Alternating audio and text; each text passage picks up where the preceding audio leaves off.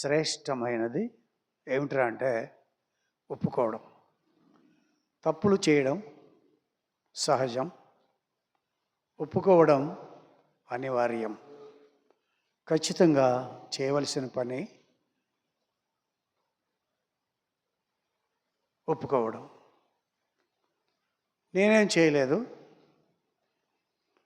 నేను చాలా మంచి, నేను ఒప్పుకోవాల్సిన అవసరం లేదు అని గుండె మీద చేసుకుని ఎవరు కూడా చెప్పలేరు. ఎందుకంటే మానవత్వం, శరీరతత్వం, మట్టితో చేయబడిన మనిషి పతనావస్థలో ఉండేటువంటి వాడు, పడి చెడి లేవలేని పరిస్థితిలో ఉండేటువంటి వాడు. అలాగా చెయ్యి చాపి దేవుడు మనల్ని పట్టుకొని పైకి లేపితే తప్ప లేవలేని అసమర్థులం, అన్యాయస్థులం, అనర్థాలు చేసేటువంటి వారు. కాబట్టి ప్రభు యొక్క సన్నిధిలో కొన్ని మాటలు చూసుకొని మనము ఒప్పుకోలు ప్రార్థనలోకి వెళ్ళిపోతాం. న్యాయాధిపతుల గ్రంథం బయటికి లోపలికి అవసరమైతే తప్ప ఎవరు బయటికి వెళ్ళకూడదు. అవసరమైతే తప్ప బయటికి వెళ్ళి 2-3 కూర్చొని నిలబడి మాట్లాడుకోవడానికి లేదు. న్యాయాధిపతుల గ్రంథం 10వ అధ్యాయం 10వ వచనం. 10వ అధ్యాయం 10వ వచనాన్ని అందరం కలిసి చదువుకుంటాం. న్యాయాధిపతులు 10:10. అప్పుడు ఇశ్రాయేలీయులు, మేము మీ సన్నిధిని పాపం చేసి ఉన్నాము, మా దేవుని విడిచి బయలును పూజించి ఉన్నాము, యెహోవాకు మొర్రపెట్టగా ప్రార్థన చేసుకున్నాం.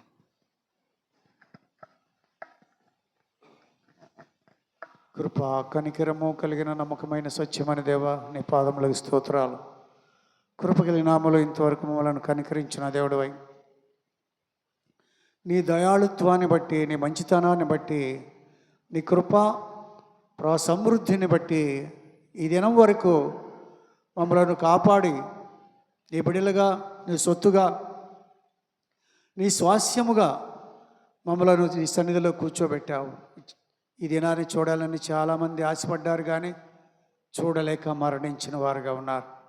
మేము మంచివాళ్ళమని, నీతిమంతులమని, యథార్థపరులమని కాక నీ ఉచితమైన కృప ద్వారా మాత్రమే మా ఉనికి కలిగి ఉన్నామని నీ సన్నిధిలో సాగిలపడుతుంటున్నాం.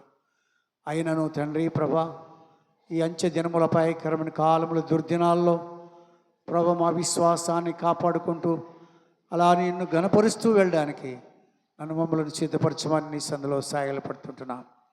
ప్రభా, నీ సన్నిధిలో మా జీవిత పర్యంతము చేసినటువంటి ప్రతి దానిని ఒప్పుకొని ప్రభువాదేవా తండ్రి కప్పిపుచ్చుకోకుండా సహాయం చేయమని నీకు వందనాలు, స్తుతులు, స్తోత్రాలు చెల్లించుకుంటూ మా రక్షణకర్త మా విమోచకుడైన యేసయ్య శ్రేష్టమైన నామములోనే స్తుతించి ప్రార్థించి వేడుకుంటున్నాను పరమ తండ్రి.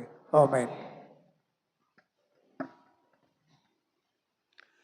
It is a good thing to confess your sins before the feet of the Lord Jesus Christ.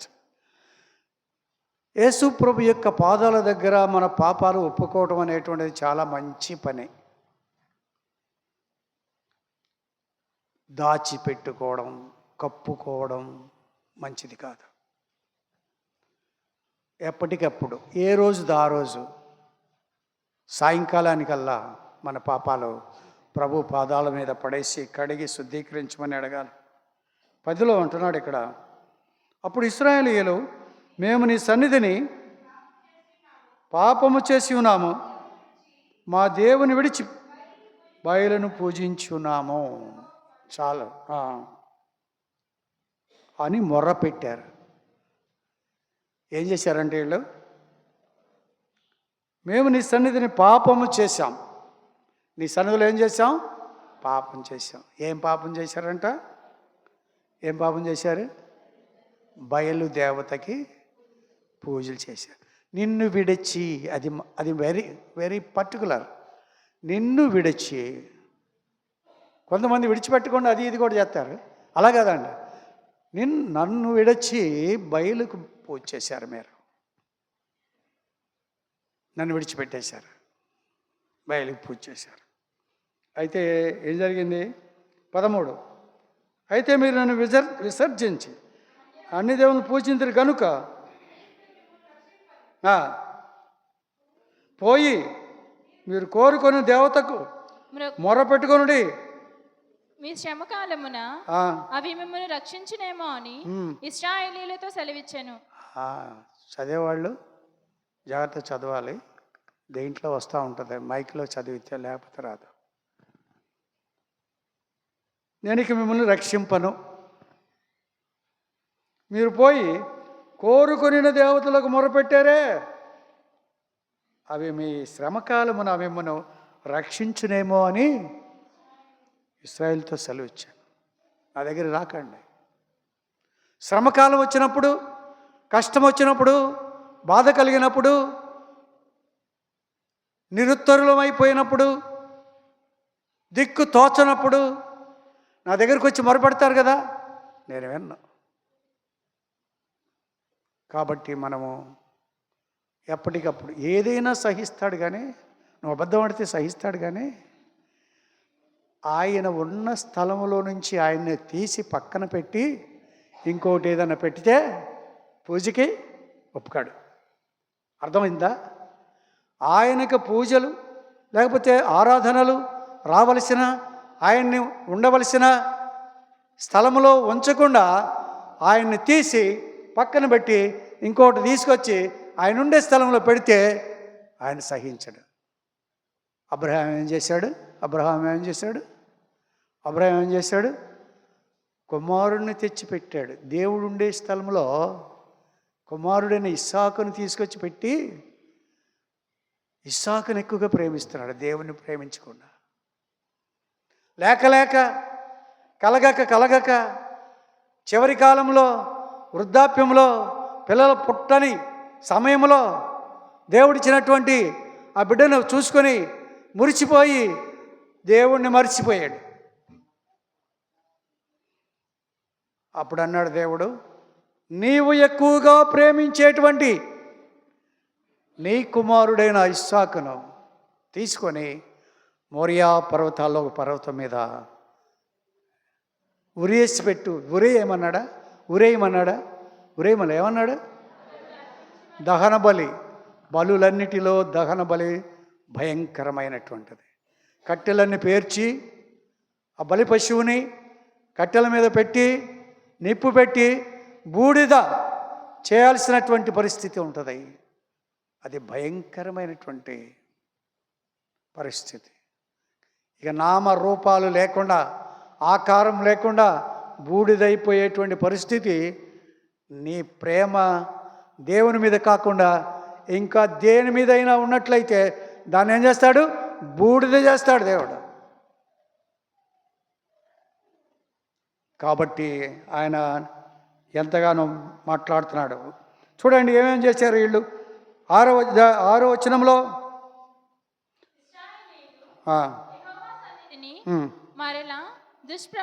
అది ఏం చేశారంట? దుష్ప్రవర్తన చేశారు. నువ్వు చేసావా ఏమన్నా? దుష్టమైనటువంటి ప్రవర్తన ఏమన్నా నీకుందా? ఇశ్రాయేలీయులు చేశారు, వాళ్ళు ఒప్పుకుంటారు. 1 దుష్ప్రవర్తన. 2వది సేవ మానివేశారు, విసర్జించి, యెహోవాను విసర్జించి ఆయన సేవ మానేశారు. యెహోవాను విసర్జించి ఆయన సేవ మానేశారు. ఆరాధనకి రావట్లేదు, ప్రార్థనకి రావట్లేదు, బైబిల్ స్టడీకి రారు, ఇక కార్యక్రమాలన్నిటికీ కూడా మానేశారు, విసర్జించారు. చూసుకోండి జాగ్రత్తగా. విసర్జించి సేవ మానేశారు. ఈ తర్వాత ఫిలిస్తీయ దేవతలను పూజించుచు వచ్చిరి. నేను అవి చదువుతా ఉంటాను, చూసుకుంటూ ఉండండి మీరు. ఫిలిస్తీయుల దేవతలను పూజించుచు వచ్చిరి. 8 చివర అంటాడు, 18 సంవత్సరములు చితగా కొట్టి అణచివేసిరి. చితగా కొట్టి అణచివేసిరి. తర్వాత 9 చివరిలో ఇశ్రాయేలులకు మిక్కిలి శ్రమ కలిగాను, మేము నీ సన్నిధిని పాపము చేసి ఉన్నాము, మా దేవుని విడిచి బయలును పూజించిన. ఈ పనులన్నీ చేసిన దాన్ని బట్టి ఇక ఎప్పుడైనా నా దగ్గరికి వచ్చి మొరపెట్టారా, నేను మొరను విను, ఆలకించను అంటున్నాడు.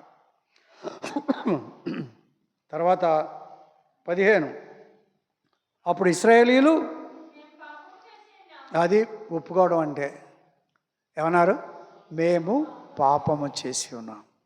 ఆ మాట రావడం చాలా సంతోషిస్తాడు దేవుడు. ఒక పాపి, నేను పాపం చేశాను నాయన, నన్ను క్షమించు అని అడిగితే ఎంతో సంతోషం.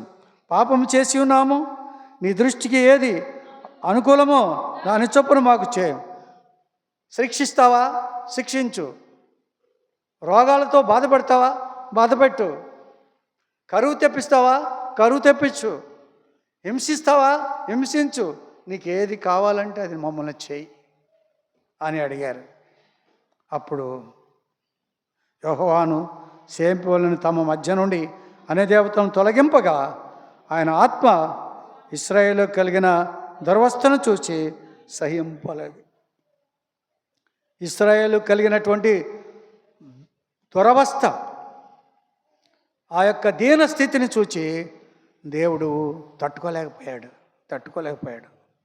నా బిడ్డలకి పాపం చేసినప్పుడు కోపం వస్తుంది, పశ్చాత్తాపడినప్పుడు జాలి వేస్తుంది. పాపం చేసినప్పుడు కోపం వస్తుంది, పశ్చాత్తాపడగానే జాలి వేస్తుంది. ఎవరికి? జాలి, కరుణ, వాత్సల్యత కలిగిన దేవుడు ఆయన, ప్రేమామూర్తి ఆయన. శాశ్వతమైన ప్రేమతో ప్రేమించి విడువకని ఎడల కృప చూపించే దేవుడు ఆయన. కాబట్టి ఒప్పుకున్నప్పుడు దేవుడు ఎందుకనో గొప్ప కార్యములు చేసేటువంటిగా ఉంటాడు. 2 సమూయేలు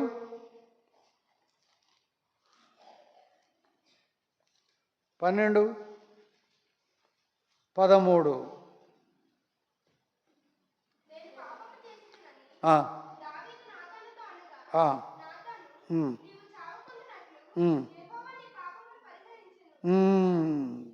ఏం ఒప్పుకున్నాడు? నేను పాపము చేసి తినని దావీదు సంతాపంతో అనగా నాతాను, నీవు చావకుండానట్లు యెహోవా నీ పాపమును పరిహరించి. అయితే ఈ కార్యము వలన యెహోవాను దూషించుటకు ఆయన శత్రువులకు నీవు గొప్ప హేతువు కలుగజేసేది గనుక నీకు పుట్టిన బిడ్డ నిశ్చయముగా చచ్చును అని దావీదుతో చెప్పి తన ఇంటికి వెళ్ళిపోయాడు. నువ్వు చేసిన పాపానికి ఆ పాపపు పరిహారమైనటువంటి ఫలితమైనటువంటి బిడ్డ, నీ బిడ్డ చచ్చిపోతాడు అని చెప్పాడు. అని ఇంటికి వెళ్ళిపోయాడు.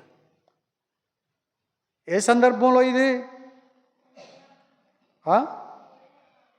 స్నానము చేస్తున్నటువంటి స్త్రీని చూచి మోహించి ఆమెను తెప్పించుకొని అనుభవించి ఆ భర్తను చంపి ఈవిని పెళ్లి చేసుకొని ఇదంతా చేసేదంతా ఒక నరహత్య జరిగింది, వ్యభిచారం జరిగింది.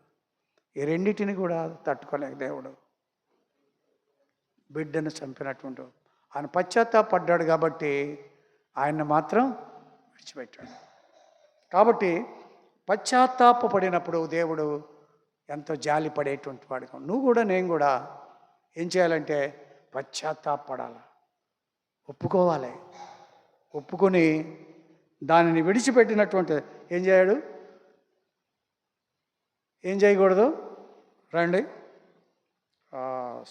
సామెతలు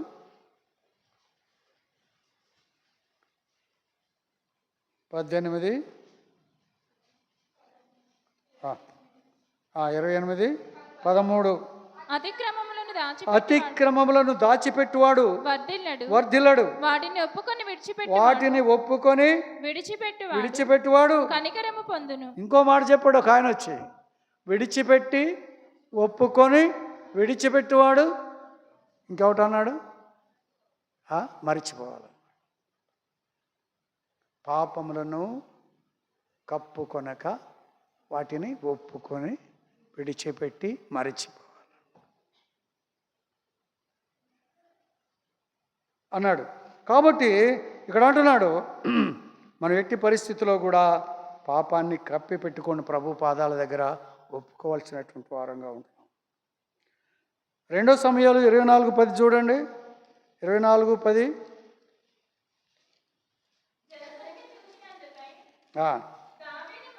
మనసు కట్టుకొనగా అతడు, నేను చేసిన పని వలన గొప్ప పాపము కట్టుకొంటిని, నేను ఎంతో అవివేకనై దాన్ని చేసి తిని. అక్కడ ఏమంటున్నాడంటే జనసంఖ్యను లెక్కేశాడు. యుద్ధం చేయటానికి సైన్యం ఎంత ఉందిరా, మనకి ఎంత సైన్యం ఉంది, యుద్ధం చేసే సైన్యం అని అనుకుంటున్నాడు. కానీ దేవుడే యుద్ధం చేస్తాడు అనుకోవట్లేదు. మనుష్యుల కండల మీద, మనుష్యుల బలం మీద, మనుష్యుల సంఖ్య మీద ఆధారపడుతున్నాడు. కానీ నాకు ఒక దేవుడు ఉన్నాడు, ఆయన యుద్ధాలు జరిగించేటువంటి వాడు, ఆయన ద్వారా తప్ప నేను విజయాన్ని పొందలేను అని అనుకోకుండా, రై మన జనాలు లెక్క అన్నాడు యోవాబు అన్నాడు. ఆయన అన్నాడు, అయ్యా యుద్ధం చేసే దేవుడు, జనసంఖ్య ఎందుకు మనకి? యుద్ధం చేసేది ఎవరు? దేవుడు. మనకెందుకు జనసంఖ్య? ఎంతమంది ఉంటే 100 మంది ఉన్న దేవుడు యుద్ధం చేస్తాడు. ఒక యుద్ధంలో శత్రు సైన్యం అంతా వస్తూ ఉంటే దేవుడు ఏం చేశాడంటే, ఎండిపోయిన ఆకుల్ని గలగల అనిపిస్తే గొప్ప సైన్యం వస్తుందని పారిపోయారు వాళ్ళు. ఎండిపోయిన ఆకుల్ని దేవుడు ఏం చేశాడు? గలగల శబ్దం చేశాడు. చేసేవరకల్లా ఇదిగో సైన్యం, గుర్రాల మీద సైన్యం, పెద్ద సైన్యం వస్తుందని చెప్పేసి వాళ్ళు ఏం చేశారు? పారిపోయారు. యుద్ధం మనుషులు ఎవరు లేరు అక్కడ. ఆకులు శబ్దం వలన గొప్ప కార్యములు చేసే దేవుడు. మోషే చేతులు ఎత్తితే ఇశ్రాయేలీలు జయం పొందారు. చేతులు దించితే అమాలేకీయులు జయం పొందారు. అలాంటి పరిస్థితి ఉండగా మనం చేసేది యుద్ధం దేవుడు చేస్తాడు. అయితే ఇక్కడ జనసంఖ్యని లెక్కించమనికి అన్నాడు. ఎంతమంది వచ్చారు? 13 లక్షల మంది వచ్చారు. మొత్తం ఎంతమంది వచ్చారు? 13 లక్షల మంది వచ్చారు. చూడండి 10లో అంటున్నాడు చూడండి, జనసంఖ్య చూచినందుకై దావీదు మనస్సు కొట్టుకొనగా అతడు, నేను చేసిన పని వలన గొప్ప పాపము కట్టుకుంటుని, నేను ఎంతో అవివేకినై దాన్ని చేసి తిని, యెహోవా కరుణయించి నీ దాసుని నా దోషమును పరిహింపమని యెహోవాతో మనవి చేయగా, ఉదయమున దావీదు లేచినప్పుడు దావీదునకు దీర్ఘదర్శియగు గాదునకు యెహోవాకు ప్రత్యక్షమయ్యేలాగా సెలవిచ్చాను. నీవు పోయి దావీదుతో ఇట్లను, యెహోవా సెలవిచ్చినదేమనగా, ఓ దావీదు, యెహోవా ఏం మాట్లాడుతున్నాడో తెలుసా? ఆయన మాట వినకుండా జనాన్ని లెక్కబెట్టావు కాబట్టి దేవుడు నీకో మాట చెప్పమన్నాడు. ఆ మాట చెప్తున్నాను, జాగ్రత్తగా విన్నావు.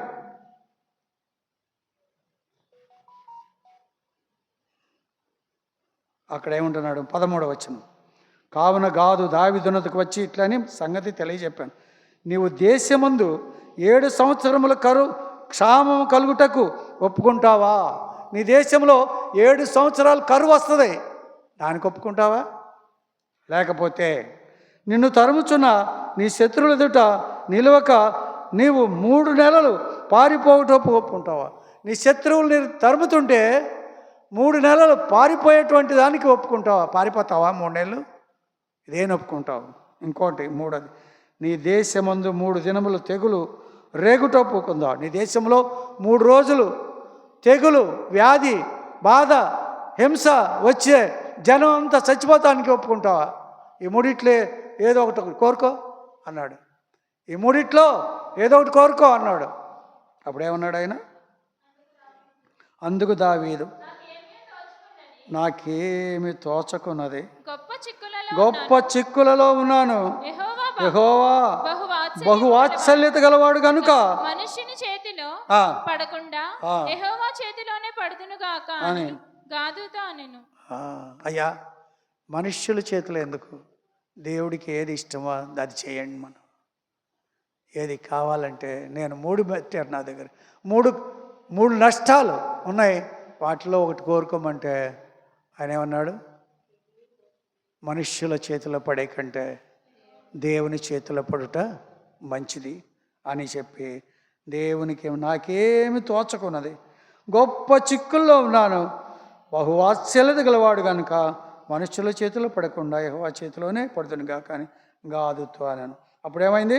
16వ వచనం.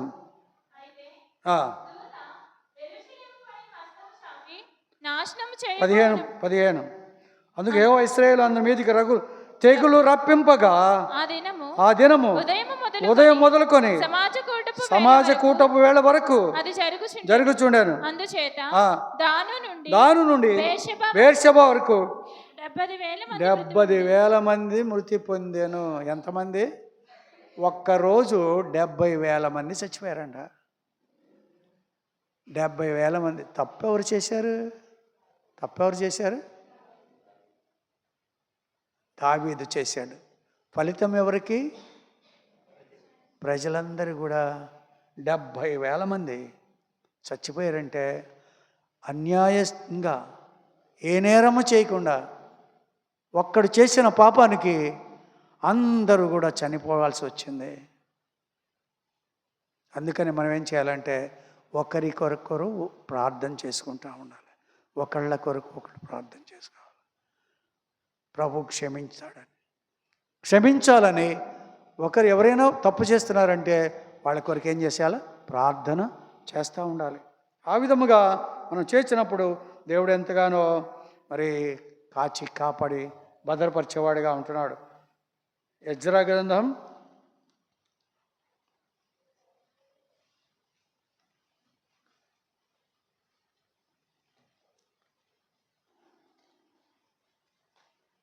9:6. నా దేవా. ఎజ్రా 9:6. నా దేవా నా ముఖము నీ వైపు ఎత్తుకొనుటకు సిగ్గుపడి కినుడై ఉన్నాను. అది సంగతి.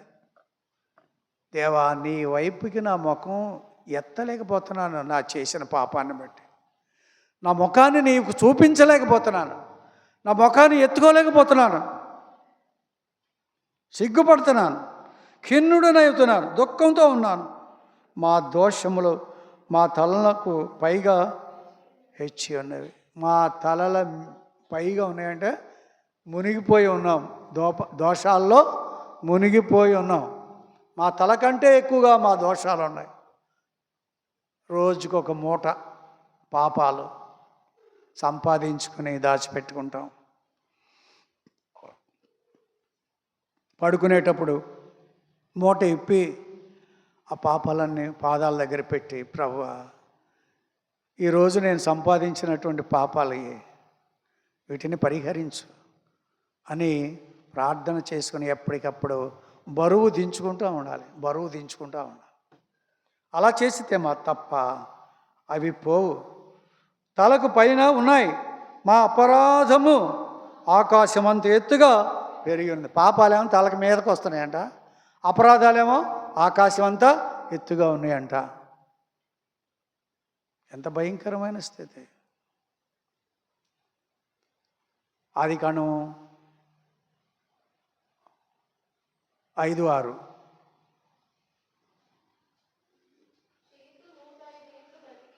ఆ, 5:6.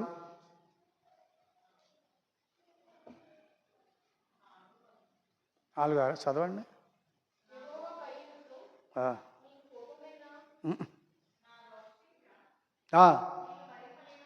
అది నా దోష శిక్ష నేను భరింపలేనంత గొప్పది. నేను చేసినటువంటి పాపం నేను భరింపలేనంత గొప్పది. నేను చేసిన పాపం నేను భరించలేను. మరి ఎవరు భరిస్తారు? ప్రభువే భరించాలి. ప్రభువే మనకి భరించేటువంటి వాడిగా ఉన్నాడు. కాబట్టి మన దోష శిక్షలు ఇవన్నీ కూడా భరించగలిగిన దేవుడు ఆయన ఒక్కడే. 6:5 చదవమని చెప్పాను. 7 చదివారు మీరు. ఆది కారణం. నరుల చెడుతనము భూమి మీద గొప్పదనియు వారి హృదయం యొక్క తలంపులలోని ఊహ అంతయు ఎల్లప్పుడూ కేవలము చెడ్డదనియు కేవలము చెడ్డదని యెహోవా యెహోవా చూచి తాను ఆ, భూమి మీద నరులను చేసినందుకు ఆ, యెహోవా సంతాపము నుండి ఎందుకు చేశానురా బాబు ఈ నరుల్ని అనవసరంగా అని సంతాపడ్డాడు, బాధపడ్డాడు. ఈ నరుల్ని ఎందుకు చేశాను? వారి తలంపులలోని ఊహ అంతా ఎల్లప్పుడు కేవలం చెడిపోయినటువంటి వాళ్ళు ఈ నరులు. ఎందుకు చేశాను అనవసరంగా అని సంతాపపడ్డాడంట, బాధపడ్డాడంట. దేవుడే నరుణ్ణి చేసి బాధపడ్డాడు. సృష్టి అంతా చేసి మంచిది మంచిది మంచిది అన్నాడు. నరుణ్ణి చేసి నరుడు ఒంటరిగా ఉండుట మంచిది కాదండి, మంచిది కాదంట.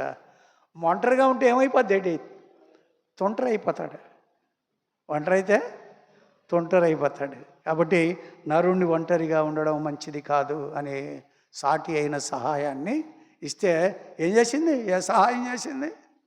ఆయన తినలేని పండు తిని తెచ్చి ఇచ్చింది. భయంకరమైన పరిస్థితి. కాబట్టి మనము మన స్థితిని, మన గతిని ఎంచుకొని నెహెమ్యా గ్రంథం 1:6, నెహెమ్యా 1:6.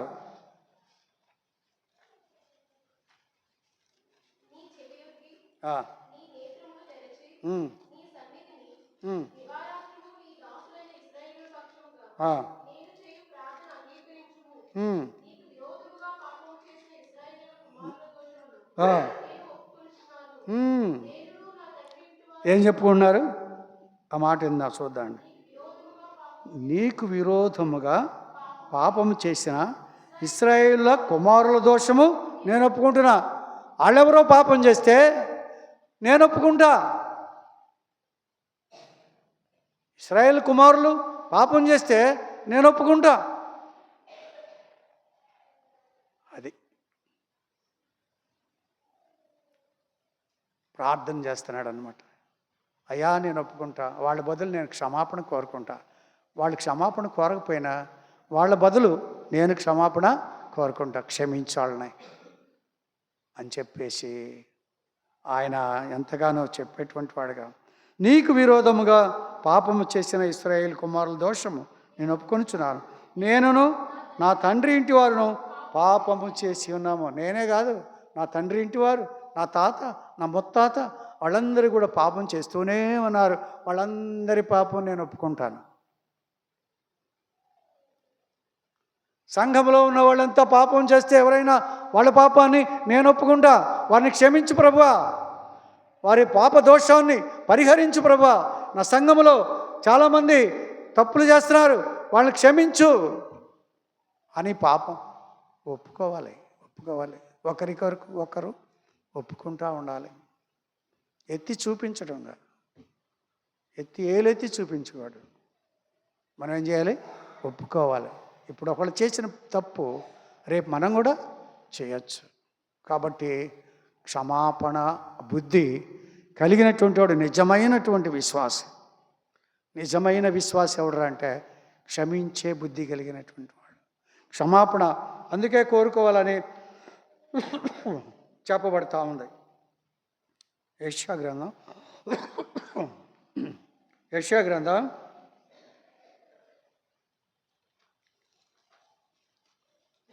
59:12 ఏం చేశారు? ఏం చేశారు? తిరుగుబాటు చేశారంట. యెషయా గ్రంథం 1:3 ఏమంటాడు? ఆకాశమా ఆలకించు, భూమి చెవియొగ్గు, నేను పిల్లలను పెంచి గొప్పవారినిగా చేసేదిని కానీ వారు నా మీద తిరుగుబడి ఉన్నారు. అదే మన సంగతి. అది ఎవడైతే పోషిస్తాడో, ఎవడైతే బాగా చూస్తాడో, ఎవడైతే ఘనంగా ఎంచుకుంటాడో వాడి మీదే తిరగబడతాం.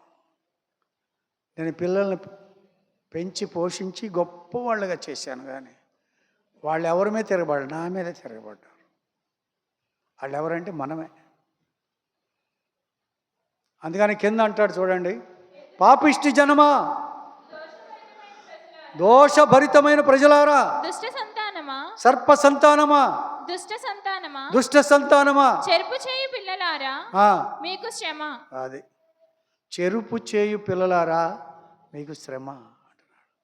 భయంకరమైన పరిస్థితి ఉంది మన దగ్గర. అందుకని అంటున్నాడు, ఇంకో మాట చదువు అక్కడే, మా పాపములు మా మీద సాక్ష్యము పలుకుచున్నవే. పాపాలు ఏం చేస్తున్నాయంట? సాక్ష్యం పలికెత్తాయండి. మన పాపాలు మన మీదే సాక్ష్యము పలుకుచున్నవి. మా తిరుగుబాటు క్రియలు మాకు కనబడుచున్నవి, మా దోషములు మాకు తెలిసే ఉన్నవి. తిరుగుబాటు చేయుటయు, యెహోవాను విసర్జించుటయు, మా దేవుని వెంబడింపక వెనుక తీయుటయు, బాధకరమైన మాటలు, విధికి వ్యతిరిక్తమైన మాటలు వచించుటయు. బాధకరమైన మాటలు మాట్లాడుతున్నారు, విధికి వ్యతిరిక్తమైనటువంటి మాటలు మాట్లాడుతున్నారు, మాట్లాడకూడని మాటలు మాట్లాడుతున్నారు. హృదయమున యోచించుకొని అసత్యపు మాటలు పలుకుటయు, ఇదే మానవులు జరుగుతున్నాయి. ఇవన్నీ ఒప్పుకోవాలి మనం. తిరుగుబాటుతనం, పాపములు సాక్ష్యం పలుకుతాం, మాకు కనబడుచున్నవి, దోషములో తెలిసే ఉన్నవి. తిరుగుబాటు చేయుట విస్తరించింది, నిన్ను వెంబడించగా వెనక్కి వెళ్ళిపోతున్నాం. బాధకరమైన మాటలు, విధికి వ్యతిరిక్తమైన మాటలు మాట్లాడుతున్నాం. హృదయము యోచించుకొని అసత్యపు మాటలు పలుకుటయు, ఇదే మా వలన జరుగుచున్నవి. న్యాయమునకు ఆటంకము కలుగుచున్నది, నీతి దూరమున నిలుచున్నది, సత్యము సంత వీధిలో పడి ఉన్నది, ధర్మము లోపల ప్రవేశింపనేరదు. సత్యము లేకపోయాను, సత్యం లేదు, ధర్మం లేదు, అసత్యమే ఉంది. నిలువున భూతద్దమే చూస్తే దేవుడు తల దగ్గర నుంచి కాళ్ళు వరకు స్కాన్ చేస్తే మొత్తం పాపమే ఉంటుంది. అరకాల మొదలుకొని నడినెత్తి వరకు కొంచెమైనను స్వస్థత లేదు. అలాంటి మానవ జన్మ మంది. ఎప్పుడైనా కూడా ప్రభా నీ ఇష్టానుసారముగా నడుచుకోలేవు. ఎన్నిసార్లు వాక్యాన్ని వదిలిపెట్టాను, ఎన్నిసార్లు ప్రార్థన చేసుకోలేకపోతున్నా, ఎన్నోసార్లు పతనమైపోతున్నా. మాటల్లో పాపం ఉంది, చేతల్లో పాపం ఉంది, చూపుల్లో పాపం ఉన్నది. ఈ పాపములన్నిటినీ నన్ను కడిగి నన్ను శుద్ధీకరించు. ప్రార్థనలో వెనకబడిపోయా, ఆరాధించేటప్పుడు వెనకబడిపోయా, నీ మందిరానికి వచ్చే విషయంలో వెనకబడిపోయాను. కాబట్టి ప్రభా నన్ను క్షమించు, నన్ను కడుగు, నన్ను శుద్ధీకరించు, నన్ను బాగు చేయి, నన్ను బలపరచు. మళ్ళీ చారది పడిపోయాను, చేయి పట్టుకో, లేపు అనే ప్రార్థన మనం చేసినప్పుడు ఆయన నమ్మదగినవాడు, నీతిమంతుడును గనుక మన పాపములు క్షమించి సమస్త దుర్నీతి నుండి మనలను పవిత్రులుగా చేయగలిగిన వాడు ఆయన ఒక్కడే. ఒక ఆయన 3.5 సంవత్సరాలు వర్షం పడకూడదు అన్నాడు. ప్రార్థన చేశాడు, వర్షం పడలేదు. మళ్ళీ వర్షం పడమన్నాడు, మళ్ళీ వర్షం పడింది. ఆకాశము, మేఘము, సూర్యుడు, చంద్రుడు ఇవన్నీ కూడా శాసించగలిగినట్టు శక్తి ఒక మనిషికి దేవుడు ఇచ్చాడంటే ప్రార్థన శక్తి. ప్రార్థనకున్న శక్తి ఎంత గొప్పదో అంటే వర్షం పడదు 3.5 సంవత్సరాలు పడలేదు, దేవుడు కూడా అనుమతించాడు. చూడండి యాకోబు 5:17, ఏలియా మన వంటి స్వభావము గల మనుష్యుడే వర్షింపకుండునట్లు అతడు ఆసక్తితో ప్రార్థన చేయగా 3.5 సంవత్సరం వరకు వర్షింపలేదు. మరలా ప్రార్థన చేయగా ఆకాశం వర్షం ఇచ్చెను, భూమి తన ఫలం ఇచ్చాను. వర్షం పడినప్పుడు ఏమైంది? భూమి తన ఫలం ఇవ్వలేదు. భూమి తన ఫలం ఇవ్వలేదు, వర్షం పడలేదు, భూమిలో మొలకలేదు. ఆ తర్వాత ప్రార్థన చేశాడు, వర్షం పడింది. తర్వాత అప్పుడు ఆహార సమృద్ధి వచ్చింది. ప్రార్థనకున్న శక్తి అది. ప్రార్థనకి ఎంతమంది వెళ్తున్నారు మీ సంఘాల్లో? ప్రార్థనకి ఎంతమంది వెళ్తున్నారు సంఘాల్లో? ఆదివారం కనపడుతున్నారు కానీ ప్రార్థన కనపడతలేదు. ప్రార్థన అనేటువంటిది గొప్ప ఆయుధం. ఇంటికి ప్రాకారం ఎలాగో, చేనుకి కంచె ఎలాగో, చెరువుకి గట్టెలాగో ప్రార్థన భద్రతనిచ్చేటువంటిదిగా ఉంది. అలాంటి ప్రార్థనను వదిలేసి మన ఇష్టానుసారముగా ఉన్నట్లయితే మనము, మన కుటుంబము, మన సంఘము పాడైపోతుంది. కాబట్టి ప్రార్థన పనులు లేవాలి. అందుకు కూడా ప్రార్థన ఈ సంవత్సరం అంతా మనల్ని కాచి కాపాడి భద్రపరుస్తుంది. ఎవరి ప్రార్థనలో తెలియదు, ఎవరి యొక్క ఎవరు మొర పెట్టారో తెలియదు. దేవుడు 4 సంఘాల్లో ఉన్నటువంటి బిడ్డలను చాలామందిని కాచి కాపాడాడు. చిత్తానుసారమైన వారిని తీసేసుకున్నాడు. ఏది ఏమైనా మన మంచితనము, మన గొప్పతనము, మన నీతి కాక దేవుని కృప వలన ఈరోజు ఇలాగా ఉన్నామంటే, గాలి పీల్చుకుంటున్నామంటే శాశ్వతమైనటువంటి దేవుని యొక్క శ్వాస మన హృదయంలో, మన గొంతులో ఉంది. ఇంకా అందును బట్టి ఆయన్ని కూడా స్తుతించాలి, ప్రార్థించాలి. ఆ విధముగా పాపములను ఒప్పుకోవడానికి మనం ముందుకొద్దాం.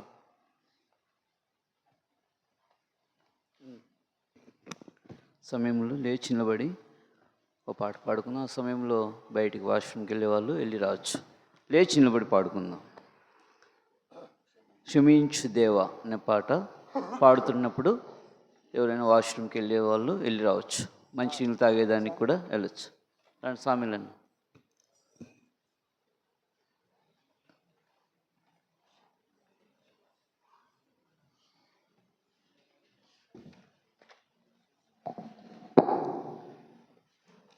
షీట్ ఉందేమో చూడండి మా మీ దగ్గర. క్షమించు దేవా పేపర్స్ ఉంటే చూడండి. తొందరలో ప్రింట్ చేపిస్తున్నాం పుస్తకాలు, నేను రాసినవన్నీ.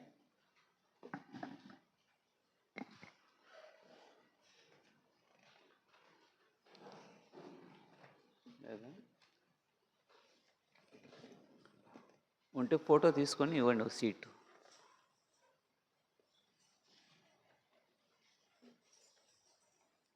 ఎస్, 12వ పాట చిన్న దాంట్లో 3 వచనాలే ఉన్నాయి. 4 వచనాలు. క్షమించు దేవా కరుణామయుడా, నా పాపములను కడుగుము తండ్రి. క్షమించు దేవా కరుణామయుడా, నా పాపములను కడుగుము తండ్రి.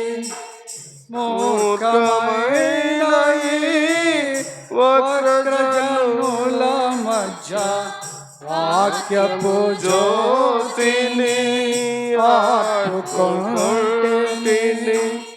మూర్ఖమైన ఈ వక్రజనుల మధ్య వాక్యపు జ్యోతిని ఆర్పుకొంటిని.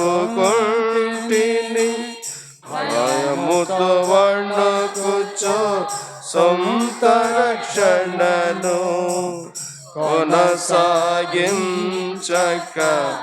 అలసిపోయితిని. భయముతో వణకుతో సొంత రక్షణను కొనసాగించక అలసిపోతిని. క్షమించు దేవా కరుణామయుడా, నా పాపములను కడుగుము తండ్రి. క్షమించు దేవా కరుణామయుడా, నా పాపములను కడుగుము తండ్రి. దోషిని నేను సిలువను మరచితి, శత్రువునైతిని ఆత్మను అర్పితి దోషిని నేను సిలువను మరచితి శత్రువునైతిని ఆత్మను అర్పితి కడుపుకి దాసుడై నాశన పాత్రుడై సిగ్గుకు బదులుగా అతిశయపడితిని కడుపుకి దాసుడై నాశన పాత్రుడై సిగ్గుకు బదులుగా అతిశయపడితిని క్షమించు దేవా కరుణామయుడా నా పాపములను కడుగుము తండ్రి క్షమించు దేవా కరుణామయుడా నా పాపములను కడుగుము తండ్రి ఒక పూట కూటుకై జ్యేష్ఠతనం మిన్న యేషవు కంటే వ్యభిచార భ్రష్టుడా ఒక పూట కూటికై జ్యేష్ఠతనం మిన్న యేషవు కంటే వ్యభిచార భ్రష్టుడా దానికై ఆశతో కన్నీరు విడచిన అవకాశము లేక విసర్జింపబడెను దానికై ఆశతో కన్నీరు విడచిన అవకాశము లేక విసర్జింపబడెను క్షమించు దేవా కరుణామయుడా నా పాపములను కడుగుము తండ్రి క్షమించు దేవా కరుణామయుడా నా పాపములను కడుగుము తండ్రి నా జీవితాంతము నిన్ను వెంబడింతును ఇమ్మానుయేలుగా నన్ను నడిపించుము నా జీవితాంతము నిన్ను వెంబడింతును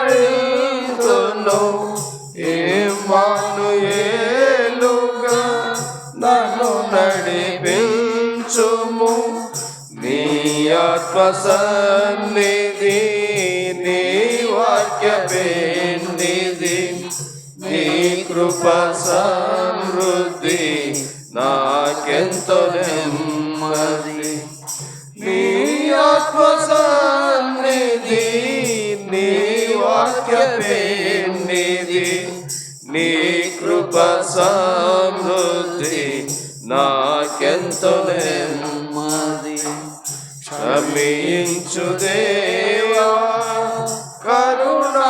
కరుణామయుడా నా పాపములను కడుగుము తండ్రి క్షమించు దేవా కరుణామయుడా నా పాపములను కడుగుము తండ్రి కూర్చోండి. వెనుకున్న సహోదరులు దయచేసి కింద కూర్చున్న